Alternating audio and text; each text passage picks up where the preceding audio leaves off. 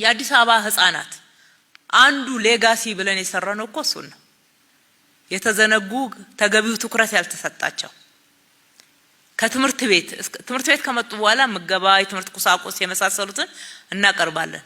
ትምህርት ቤት ከመምጣታቸውስ በፊት ወደ ኬጂ በሚመጡበት እድሜያቸው ወደ ቅድመ መደበኛ ከመድረሳቸው በፊት ያለውን እድሜ ታሳቢ አድርገን ለነሱ ነው ከ5000 በላይ የህፃናት መጫወቻዎች የገነባ ነው። ከ1000 በላይ ዴኬር ገንብተናል። ምግብ ጭምር የምናቀርብበት ህፃናት ወተት እንዲያገኙ፣ ዲያፐር እንዲያገኙ፣ መጫወቻ እንዲያገኙ፣ ተገቢውን እንክብካቤ እንዲያገኙ፣ ደሃዋ እናት ሄዳ ልብስ ስታጥብ ብትውል እንጀራ ስትጋግር ብትውል የምታውልበት አካባቢ የህፃናት ማቆያ እንድታገኝ ለህፃናቱ ሲባል የተገነባ ነው፣ የተሰራ ነው። አልሚ ምግቦች እንዲያገኙ መስሪያ ቤት ነው የከፈትነው። ስትራቴጂክ ጽህፈት ቤት የተከፈተው ለዚህ ነው። ለምን ስትራቴጂካል ነው? የትውልድ ግንባታ እኮ ስለሆነ ነው። የትውልድ ግንባታ ስለሆነ ነው።